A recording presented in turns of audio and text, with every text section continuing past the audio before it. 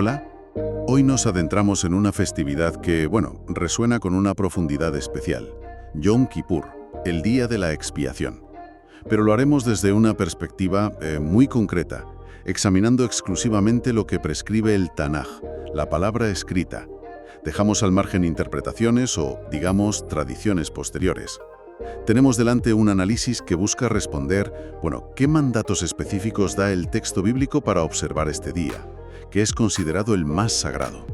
Nuestra misión hoy es desentrañar esas órdenes y su significado siguiendo la lectura literal que nos propone este material que tenemos.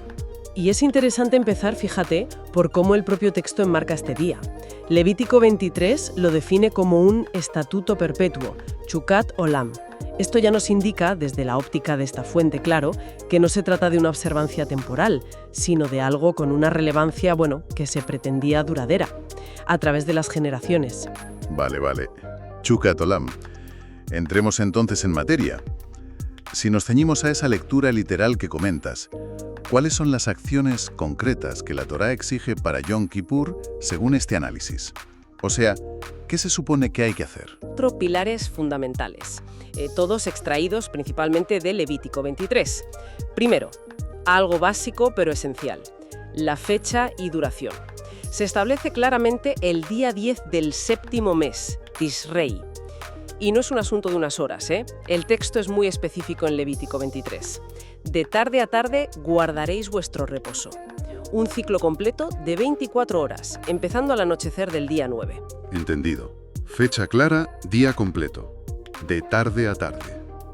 ¿Qué más? Segundo, un reposo absoluto. El texto usa un término potente, Shabbat, Shabbatón. Un sábado de sábados, podríamos decir. Esto implica, según esta lectura, una cesación total de cualquier tipo de labor.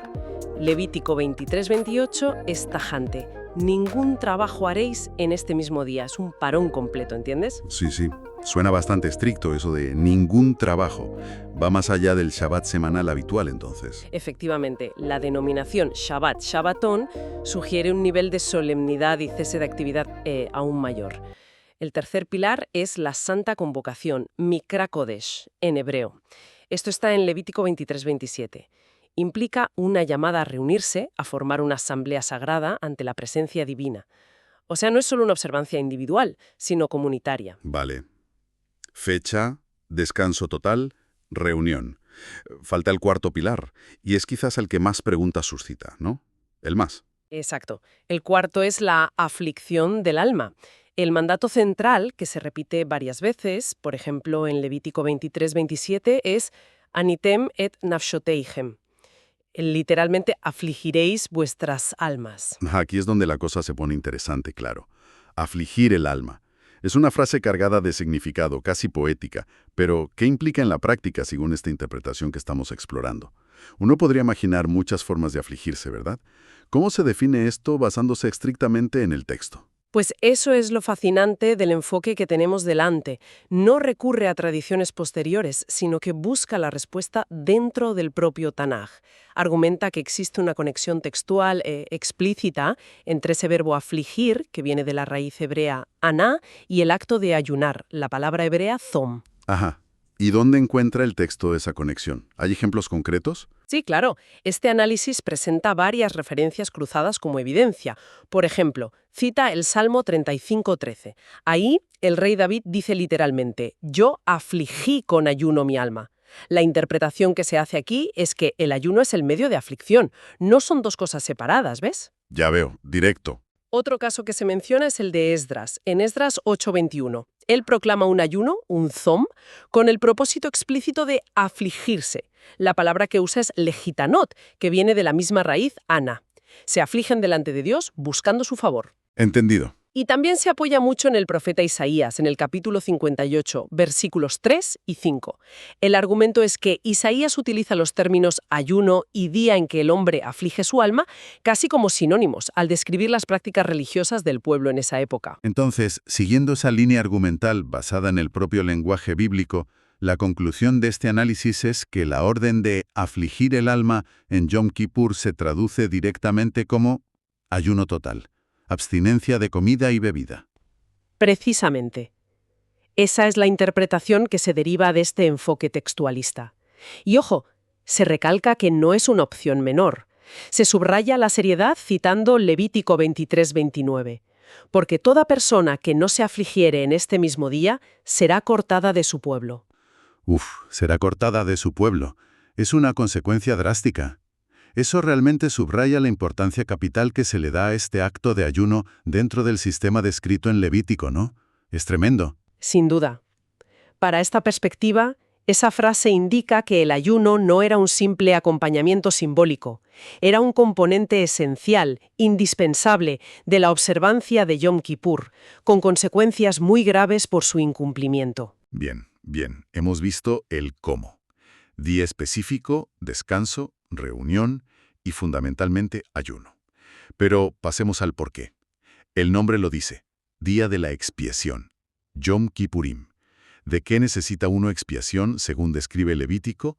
¿Cuál es el propósito de todo esto? Bueno, al conectar los puntos que ofrece el texto, especialmente Levítico 16, que es el capítulo central sobre los ritos de Yom Kippur, el propósito que emerge es doble. Por un lado, la expiación por el pueblo. Se busca una purificación espiritual colectiva. Levítico 16.30 lo dice claro. Porque en este día se hará expiación por vosotros, para limpiaros. De todos vuestros pecados delante del Eterno seréis limpios. Este análisis apunta a que cubría un espectro muy amplio: impurezas rituales, rebeliones conscientes, pecados involuntarios. Todo esto basado en Levítico 16.16. Una limpieza anual completa, por así decirlo. Un reset espiritual. Exacto. Pero hay un segundo aspecto muy ligado a la cosmovisión del Tanaj: la purificación del santuario. La idea que se desprende del texto es que la suma de las transgresiones e impurezas del pueblo no solo les afectaba a ellos espiritualmente, sino que, de alguna manera, contaminaba el espacio sagrado mismo. El tabernáculo, o luego el templo, la tienda de reunión, el altar. Así que los ritos de Yom Kippur tenían también la función de purificar estos lugares santos, de esa carga acumulada durante el año. Esto se ve en Levítico 16, versículos 16 al 19. Interesante, esa idea, ¿no? Que el pecado colectivo tuviera un impacto casi físico, tangible, en el espacio sagrado. ¿Y cómo se realizaba esa expiación en la práctica, según se detalla en Levítico 16? Pues el texto describe unos rituales muy específicos, muy solemnes, realizados por el sumo sacerdote, una sola vez al año. El más destacado seguramente era entrar en el lugar santísimo, el espacio más sagrado de todos, con la sangre de un novillo por sus propios pecados y los de su casa, y de un macho cabrío por los pecados del pueblo, para hacer expiación allí, ante la presencia divina.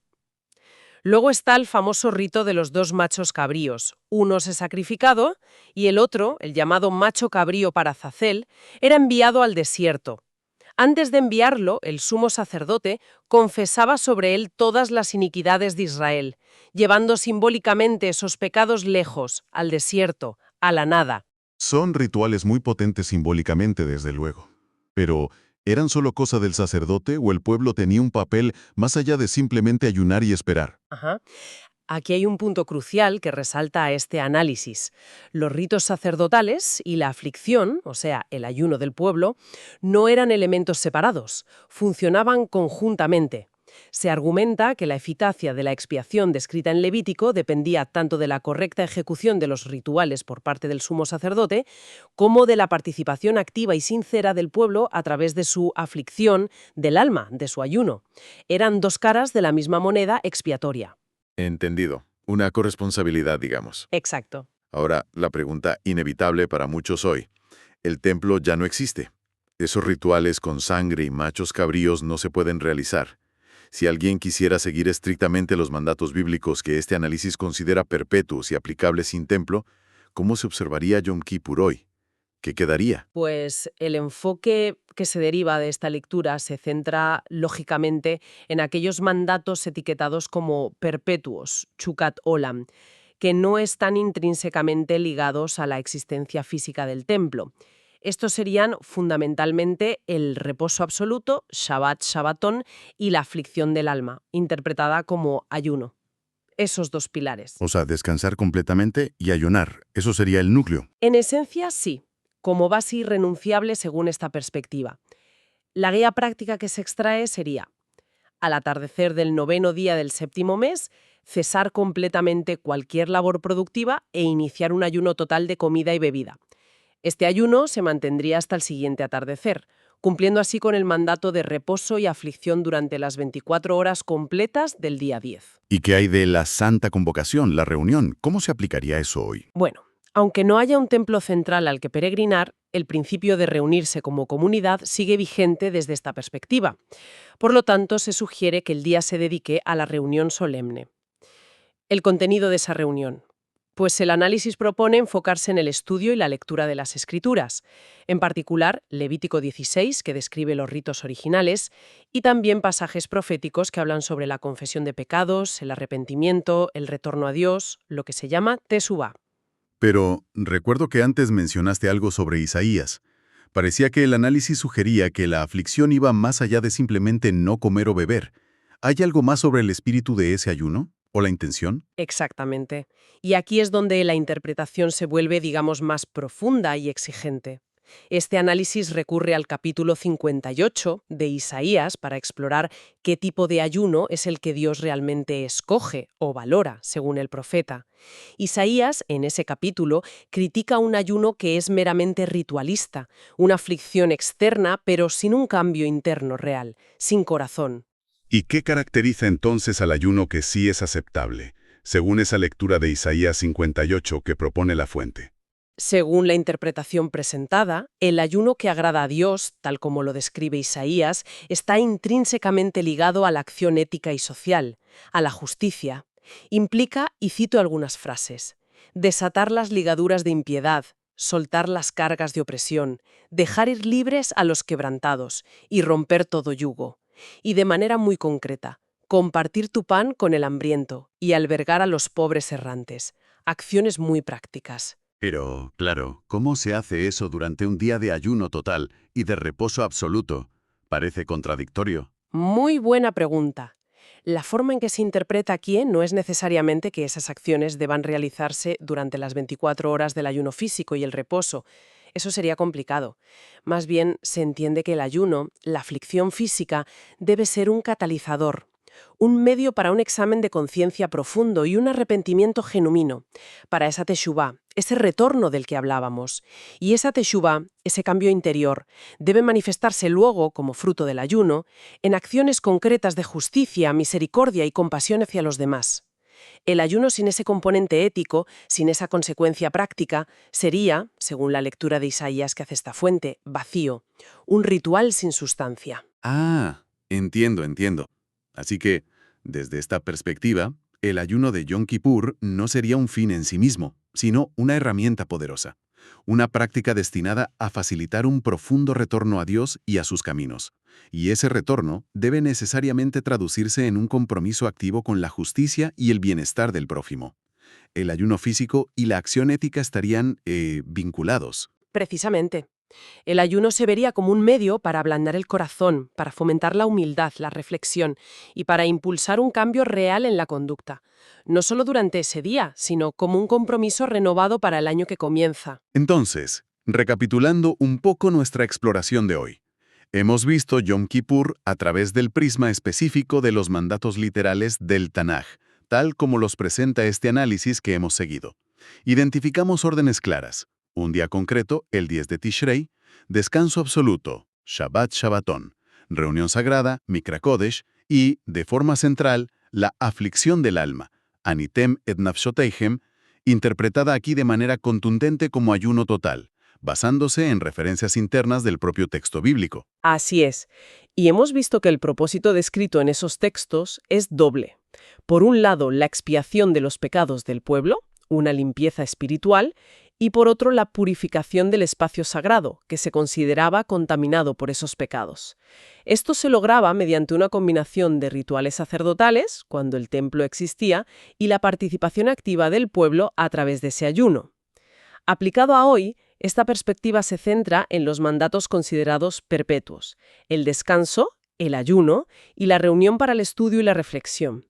y de forma crucial conecta este ayuno físico con la necesidad de un arrepentimiento genuino, una teshuvá, y con un llamado a la acción justa y compasiva inspirado en el profeta Isaías, capítulo 58. Muy claro. Y para cerrar una reflexión que me surge de todo esto, basada en el material analizado, se mencionó esa consecuencia tan severa por no afligirse, ser cortada de su pueblo. Es muy fuerte. Más allá de entenderlo simplemente como un mandato divino, quizá detenerse a pensar en las razones que podrían subyacer a una consecuencia tan drástica en el texto. ¿Qué nos dice eso sobre la conexión profunda que estos escritos establecen entre una práctica física como el ayuno y el estado espiritual del individuo, o incluso su propia pertenencia e identidad dentro de la comunidad descrita?